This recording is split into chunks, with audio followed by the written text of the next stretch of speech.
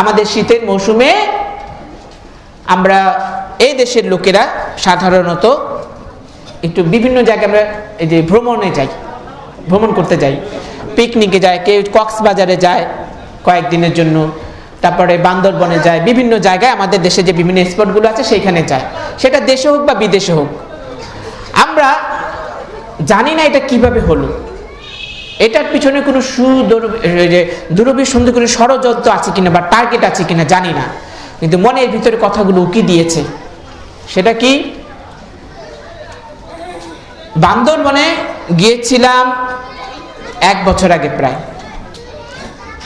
যতগুলো দর্শনীয় স্থান থাকে, দর্শনীয় স্থানের মধ্যে বান্দরবন বা কক্সবাজার মসজিদ নাই, মন্দিরগুলো ঢুকিয়ে দিয়েছে, গির্জাগুলো ঢুকিয়ে দিয়েছে। মসজিদ আমি পাইনি, যদি থেকে থাকে আমি জানি না, কিন্তু গির্জাকে ঢুকিয়ে দিয়েছে। যেমন বান্দরবনে স্বর্ণ মন্দির নাম দিয়েছে, সোনালী কালার হয়ে গেছে, নাম দিয়েছে কি স্বর্ণ মন্দির, ইত্যাদি ইত্যাদি। বিভিন্ন যে ট্যুর স্পটগুলোতে দেখা যায় যে মন্দিরগুলোকে ঢুকিয়ে রেখেছে, গির্জাগুলোকে ঢুকিয়ে রেখেছে, এবং খুব সূক্ষ্মভাবে মুসলমানদেরকে ক্ষতি করে ফেলছে ঈমান আকীদা। সেটা কি, গত বছর গিয়ে দেখলাম কি, এর আগে পূর্বে যারা ঢুকেছে তাদেরকে টিকিটের ব্যবস্থা ছিল না, যে ঢুকার আগে অনেক জায়গায় টিকিট নাই। আপনি যাবেন অমুক স্পটে, দেখা যায় গেটের সামনে টিকিট আছে, টোকেন নিতে হয় 30 টাকা 50 টাকা ইত্যাদি।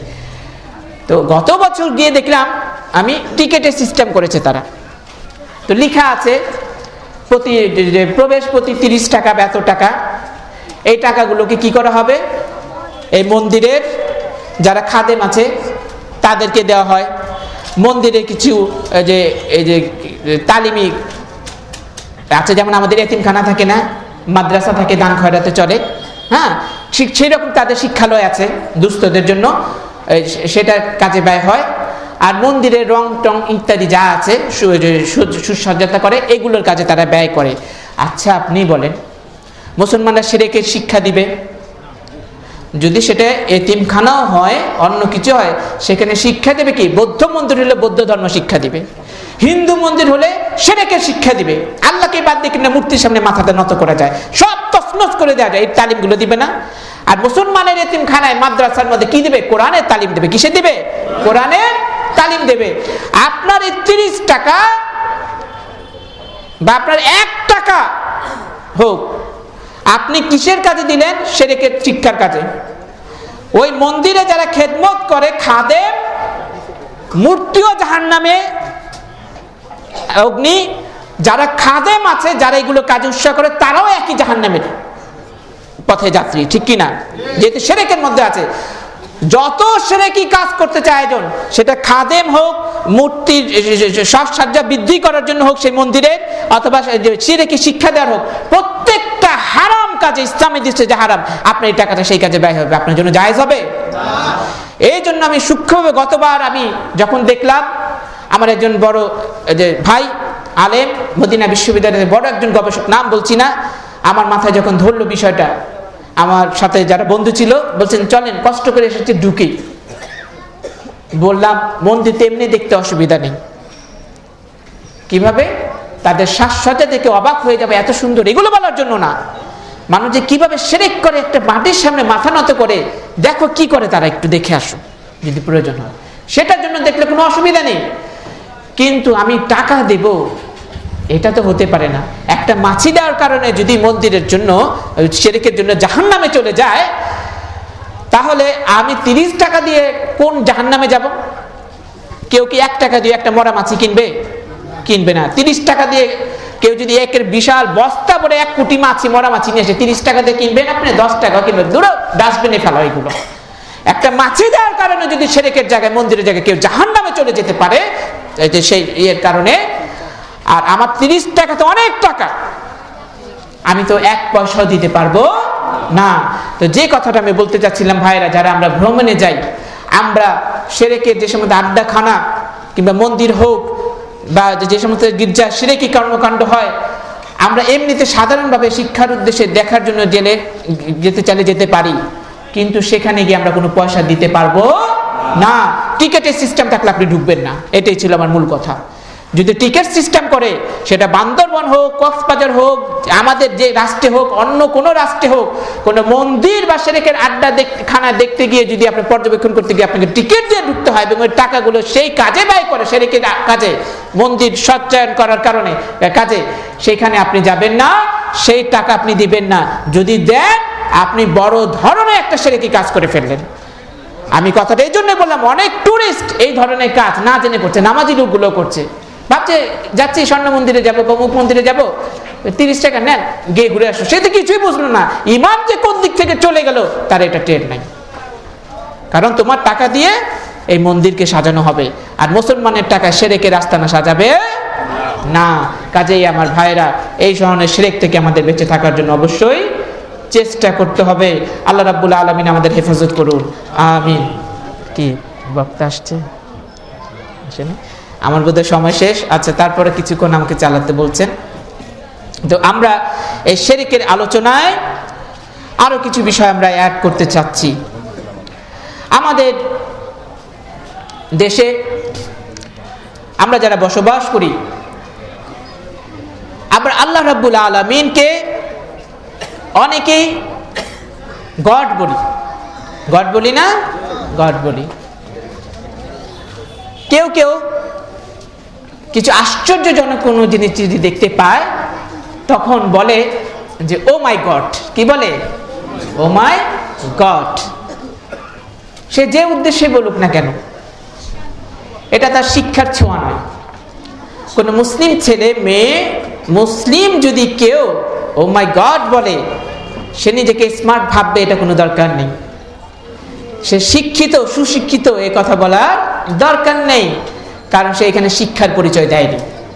শিক্ষিত যদি অশিক্ষিতর মতো কাজ করে, মুসলিম যদি অমুসলিমদের মতো কাজ করে, তাহলে তাকে কি ভালো মুসলিম বলা যায় না, তাকে শিক্ষিত বলা যায় না। মুসলমান ও মাই গড কেন বলবে? গড কি আল্লাহর নাম? ও মাই গড বলবে মুসলমানরা? বলবে না। আমাদের তো ইসলাম শিক্ষাই দিয়েছে। কি শিক্ষা দিয়েছে? ইসলাম আমাদেরকে শিক্ষা দিয়েছে, কোনো আশ্চর্যজনক যদি তুমি কোনো বস্তু দেখো বা কিছু হয়, ঘটে, তাহলে কি বলবো আমরা? সুবহানাল্লাহ। কি বলবো? সুবহানাল্লাহ। দেখেন কত সুন্দর কথা না সুবহানাল্লাহ। যেখান থেকে সুবহানাল্লাহ বিদায় নিল, সেইখানে শিরক ঢুকলো। সেখানে কি ঢুকলো? আপনি দেখবেন যত জায়গায় সুন্নত দূর হয়েছে, সেখানে জায়গা খালি থাকে না, সেখানে বেদাত ঢুকেছে। যেখানে তাওহীদ বিদায় হয়েছে, সেখানে কি ঢুকেছে? শিরক ঢুকেছে। তো মুসলিমরা কিভাবে কথা বলে যে ও মাই গড? আগে যদি বলে থাকি, না জানার কারণে অনেক ভুলই হয়ে যেতে পারে আমাদের, অস্বাভাবিক নয়। আজকের পর থেকে এই কথা জানার পর মুসলিম ভাই এবং বোনেরা ও মাই গড বলবেন না। এটা সুশিক্ষার পরিচয় নয়। আপনি ইংরেজি জানেন, ইংরেজি ভাষা জানেন, এটা বোঝানোর কোনো বিষয় নয়। এটা আপনি স্মার্ট হয়ে গেছেন, এটা পরিচয়ও নয়। আপনি মুসলিম, এটার পরিচয় এটা দিচ্ছেন এই কথাগুলো। আমরা মুসলিম হিসেবে আমরা এই সমস্ত কথাগুলোকে বাদ দিয়ে ইনশাআল্লাহ এখন থেকে আমরা কি বলবো? আশ্চর্যজনক কিছু হলে বা দেখলে সুবহানাল্লাহ। সবাই একটু বলেন তো কি বলবো? সুবহানাল্লাহ। ঠিক আছে? কারণ এটা আশ্চর্য, আল্লাহর একটা তাজ্জব। সুন্দর দৃশ্য দেখেছেন, সুবহানাল্লাহ। সমুদ্র দেখছেন, বলবেন সুবহানাল্লাহ। সুন্দর আকাশ দেখছেন, বলবেন সুবহানাল্লাহ। হ্যাঁ, আপনি বলবেন না যে ও মাই গড। এই কথা বলা সঠিক নয়। এগুলো কথার ভিতরে গড শব্দের মধ্যে শিরকের গন্ধ আছে। কি আছে? শিরকের গন্ধ আছে। এগুলোকে সরাসরি শিরক বলেছেন অনেক আলেম। কাজেই আমাদেরকে শিরকের মধ্যে জড়ানো ঠিক হবে না। আমাদের বাংলাদেশের মুসলিম যারা আছে, বিশেষ করে যেহেতু এই দেশে বাস করে, এই দেশের বিষয়টা আমরা খুব ভালোভাবে জানি। আমাদের খুব দুঃখজনক ব্যাপার জানেন, আমরা আল্লাহকে যথাযথ সম্মান দিতে জানি না, আল্লাহকে মর্যাদা দিতে জানি না। শুধু কি তাই, মর্যাদা না দিতে দিতে এমন এক পর্যায়ে চলে গেছে মুসলমানরা, আল্লাহর যে কত সুন্দর সবচেয়ে মর্যাদা সম্পূর্ণ ভালো নাম আছে, সবগুলো নামই তো উত্তম, তার মধ্যে যে সুন্দর নাম আর রহমান, আর রহিম এবং কি আল্লাহ। হ্যাঁ, আব্দুল্লাহ, আব্দুর রহমান, আব্দুর রহিম, এগুলো কি সুন্দর নাম? এগুলো কি নাম? সুন্দর নাম। আল্লাহর নামটা সেরা না? সেরা। আর রহমান একটা সেরা নাম নয়? সেরা নাম। আর রহিম এটা একটা সেরা নাম নয়? সেরা। আব্দুল্লাহ, আব্দুর রহমান, আব্দুর রহিম আল্লাহর প্রিয় নাম। এগুলো আমাদের দেশে সিনেমা হলে যারা ছবি তৈরি করে, কি বলে তাদেরকে? ডাইরেক্টর বলে না কি বলে? পরিচালক ইত্যাদি, হ্যাঁ, প্রযোজক, পরিচালক ইত্যাদি, যাই হোক না কেন, যারা নাটক তৈরি করে, হায় রে হতভাগাই বলবো কিনা আমি বুঝতে পারছি না। যদি এটা না বলি তাহলে বলবো ধর্ম সম্পর্কে খুবই জাহেল, খুবই জাহেল। এই জাহেলিপনার তো শেষ একটা আছে নাকি, সীমা আছে। দেখবেন আপনার সিনেমাগুলোতে, আমরা ছোটবেলায় দেখেছি, অনেকের মুখ থেকে শুনেছিও, এক সময় দেখেছি, শুনেছি, সিনেমা হলে যখন নায়ক নায়িকা ওরা কোনো বিপদে পড়ে যাচ্ছে, তারা দৌড়ে এসে কি করে? মাজারে যায়। মাজারে গিয়ে একটা গান বাজনা শুরু করে দেয়, হৃদয় বিদারক একটা। বাবার মাজারে গিয়ে আল্লাহর কাছে দোয়া করে, ঠিক না? একজনের কাছ থেকে শুনলাম, কি যেন বললো, আমি জানি না তার তথ্যটা সঠিক কিনা, যারা ছবি দেখেন তারা বুঝবেন। আম্মা জান আপনি বড়ই মেহেরবান, ছবি বানিয়ে দিল। সে বিপদে পড়েছে, সিনেমার নায়ক দৌড়ে গিয়ে মাজারে গিয়ে গান গাওয়া শুরু করলো। কেন তোমাকে মাজারে যেতে হবে কেন? বাংলাদেশে কি মসজিদের অভাব আছে ভাই? মসজিদের দেশ, মসজিদের শহর ঢাকা শহর, মসজিদের দেশ বাংলাদেশ। মুসল্লি খুঁজে না পাওয়া গেলে অন্তত মসজিদ পাওয়া যাবে, ঠিক কিনা? বড় মসজিদ 10,000 লোক আসবে, দেখা যায় মুসল্লি 100 হয় না, আছে না? তো মসজিদের অভাব নেই, মুসল্লির অভাব থাকলে মসজিদের অভাব নাই, মসজিদের অভাব নেই, সংখ্যা অনেক বেশি আছে।